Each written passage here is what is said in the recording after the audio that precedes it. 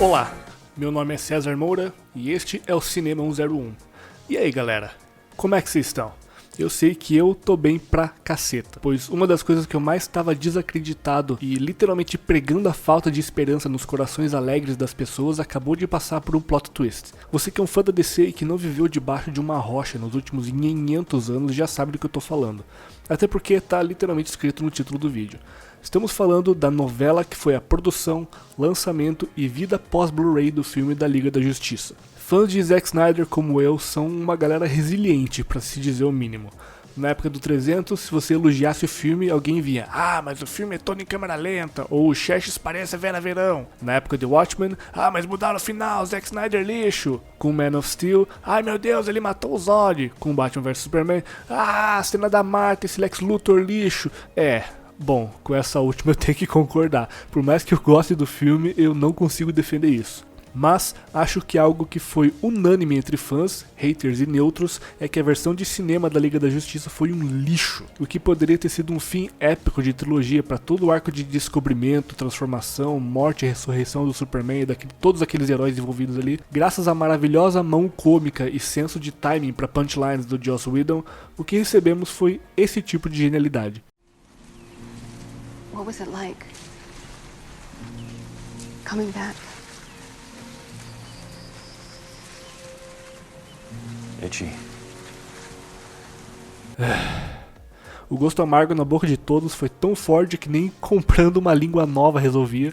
Isso se deu porque presenciamos uma novela que infelizmente acontece direto quando se trata de um filme em que a IP importa mais do que a história, que é quando o estúdio não deixa o diretor fazer seu trabalho, a famosa divergência criativa. Todo mundo se lembra da novela. A Warner não estava feliz com o tom sério e sombrio dos filmes do Snyder e queria que ele desse uma animada nas coisas. Isso se deve graças ao flop de Batman vs Superman, que, assim como Esquadrão Suicida, são outros dois filmes da DC em que os executivos meteram o bedelho com força e mandaram cortar, refilmar um monte de coisa. Quando eu estava estudando lá na New York Film Academy, meus professores sempre diziam que o filme que você escreve, o que você filma e o que você edita são três coisas completamente diferentes. Mas o buraco com Liga da Justiça é bem mais embaixo. Então, antes de prosseguir com a notícia em si, vamos relembrar tudo o que aconteceu para entendermos o escopo de toda essa treta. Por que esse filme foi o desastre que foi? 3 elementos principais: o tiro pela culatra que foi o Batman vs Superman, muitas mãos no mesmo volante e ganância corporativa. Vamos lá.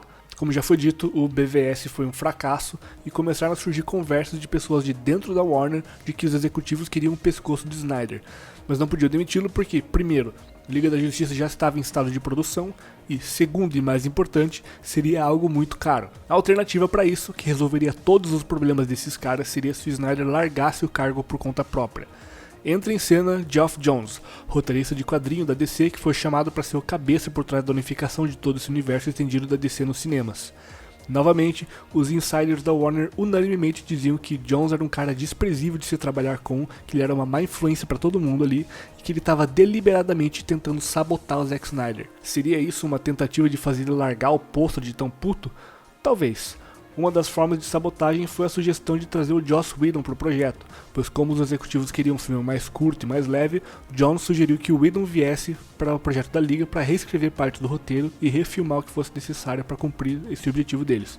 Mas como eu disse, nessa época o filme já estava em produção, ou seja, o Johns fez isso pelas costas do Snyder. O outro agravante foi o fato de como alguns queriam demitir o Snyder, o então CEO da época, Kevin Tsujihara, foi quem bateu o martelo que ele ficaria, com a condição de fazer um filme dentro dos padrões propostos por Johns ao trazer o Whedon para dentro da parada.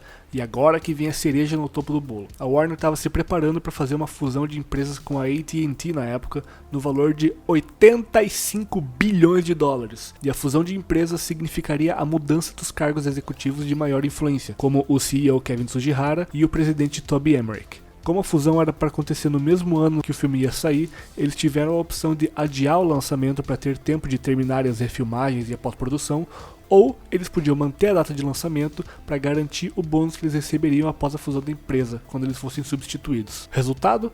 O filme não foi adiado. E como se não bastasse, rolava uma suspeita na época de que os jornalistas do Rotten Tomatoes estavam deliberadamente sabotando todos os filmes do Snyder com críticas negativas. E a suspeita foi confirmada quando um dos jornalistas veio a público dizendo que alguém logou na sua conta do Rotten Tomatoes e publicou uma análise diferente da que ele havia escrito. Lembra dessa parada, mano? Que absurdo, cara. Então, a sabotagem do filme veio de dentro e de fora da Warner. Como tudo isso era de conhecimento público, nós começamos a nos perguntar: tá, mas e aquilo que o Snyder filmou antes do Joss Whedon vir e cagar com tudo? Cadê? Em uma produção cinematográfica dessa escala, após terminar a fotografia principal, o diretor tem uma semana para montar o filme da maneira que ele visualizou, e após esse período, as decisões sobre o que manter e o que tirar são do estúdio, e cabe ao diretor bater o pé ou não a respeito dessas coisas para defender sua visão. E já sabíamos que o que o estúdio queria era a visão do Joss Whedon. Zack até poderia ter ficado para lutar por isso, mas a infeliz morte da sua filha fez com que ele se retirasse do projeto um mês depois para cuidar de si mesmo e da família, o que funcionou perfeitamente para Warner, que queria que ele se retirasse para não ter que pagar porrilhões de dinheiro por causa de uma demissão. E assim, Joss Whedon teve carta branca para fazer o que eles queriam. De acordo com o diretor de fotografia original do filme, o Fabian Wagner, ele publicamente disse que a versão de cinema do filme usou apenas 10% do que eles filmaram, e que eles cortaram 90 minutos do filme. Mano, eles literalmente cortaram um filme inteiro do filme do Zack Snyder. Inclusive ele disse que chorou assistindo a versão final do filme por ser tão diferente do que ele tinha feito com o Zack originalmente. Mano, imagina isso. O cara chorou de raiva de ver como mataram o filme, de como cagaram para todo o esforço empregado naquele trabalho. E assim nasceu o movimento Release the Snyder Cut, que praticamente todos os envolvidos com o projeto, inclusive nós fãs, aderiram como todo fã faz quando algo assim acontece. Por muito tempo a Warner negou a existência desse corte e disse que a versão de Blu-ray do filme não teria o que foi cortado da versão do Snyder, coisa que não teve mesmo. E o próprio Snyder até não se pronunciava direito sobre isso por um tempinho. Avança alguns anos, CEO e presidente já substituídos, começaram a surgir alguns rumores de que o Snyder estaria conversando com a Warner novamente. Seria um novo filme? Seria o tão aguardado Snyder Cut? Eu sinceramente achava algo improvável, se não impossível. Só para finalizar o filme, a Warner teria que fazer um investimento de mais de 20 milhões de dólares, investir tanto dinheiro assim em um filme que tinha dado prejuízo de mais de 50 milhões é algo que não faz sentido nenhum, pois é muito difícil vendas de unidades em Blu-ray on demand recuperar toda essa grana. Mas, enfim, o Zack fez alguns teasers na rede social Vero, Jason Momoa fez um vídeo a respeito. Release the fucking Snyder Cut, baby! E logo em seguida o Snyder fez uma live com os fãs, como ele sempre costuma fazer, para assistir o filme dele lá de 2013, o Man of Steel, enquanto ele comentava e respondia perguntas dos fãs ao vivo após o término do filme. Foi uma experiência incrível para mim. Foi a primeira live dele que eu assisti e foi praticamente uma aula de cinema gratuita com um dos meus diretores favoritos a respeito de um filme que eu adoro. Ele mostrava os storyboards das cenas enquanto eles passavam, contou curiosidades sobre o dia em que andaram de skate na piscina que construíram para uma cena. Eventualmente, Deborah, sua esposa e produtora executiva de seus filmes, entrou na live também e compartilhou outros detalhes sobre a dificuldade de filmar na rua em meio a uma greve em Wall Street. Contou também sobre como seus filhos pequenos na época achavam que os pais iam trabalhar com o Superman e com o Batman e não com os atores que os interpretavam. E depois até o próprio Henry Cavill apareceu para participar do Q&A no final. E a essa altura eu já nem estava mais pensando no Snyder Cut. Eu já estava satisfeito com a experiência única que é você poder participar de uma comunidade de fãs que é capaz de interagir dessa forma com o próprio diretor e as estrelas desses filmes. Na minha mente eu pensava, quem sabe o Snyder Cut de verdade sejam os amigos que fizemos ao longo da jornada. E aí, durante o Q&A que eu pensava que ele ia desviar de todas as perguntas referentes a isso, uma moça perguntou com todas as letras quando ele lançaria o Snyder Cut. E depois de dar uma enrolada dramática, ele virou o tablet para a tela de cinema que ele tem em casa e plau!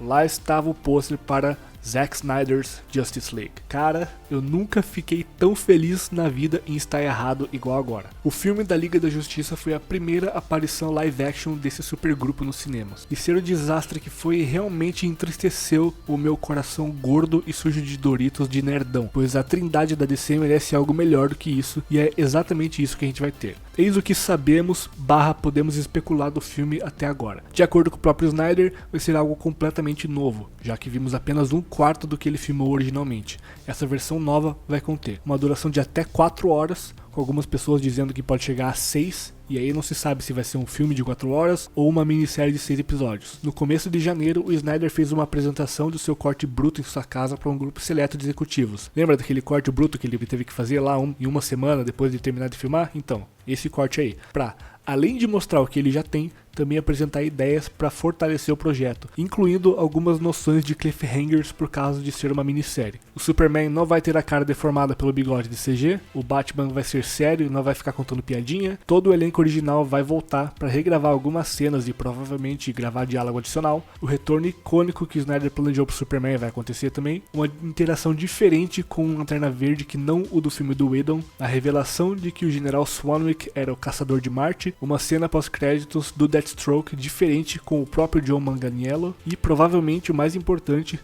Darkseid. Lembra da cena de flashback em que o Steppenwolf comandava um exército para tentar dominar a Terra no passado? Então, no lugar do Steppenwolf era para ter sido uma versão mais jovem do Darkseid chamado Uxas, e diz o Snyder que haveria uma luta entre ele e Ares. Cara, olha quanta coisa diferente. É incrível o quanto a parceria Warner-Whedon mudou esse filme. Mas enfim, em 2021, finalmente poderemos ver na HBO Max o filme que deveríamos ter visto em 2017 nos cinemas. E isso é algo incrível para a HBO, assim como para a indústria, porque é a primeira vez na história em que uma plataforma de streaming terá acesso a uma versão de um filme que foi completamente oprimido pela indústria de Hollywood. O Liga da Justiça de Zack Snyder era um filme que a Warner não queria que ninguém visse e agora estará disponível para todos. O próprio Zack disse que antes do Toby Emmerich ligar para ele pensava que quem sabe daqui uns 20 anos alguém faria um documentário sobre essa zona toda e que ele poderia emprestar alguns clipes pequenos desse filme que ninguém veria. E a Deborah Snyder completou dizendo: com as novas plataformas de streaming é possível fazer isso. Seria impossível mostrar algo assim nos cinemas, mas em streaming é. E isso é uma oportunidade que não existia 2 anos atrás, sinceramente. Esse filme foi um projeto do coração do Snyder.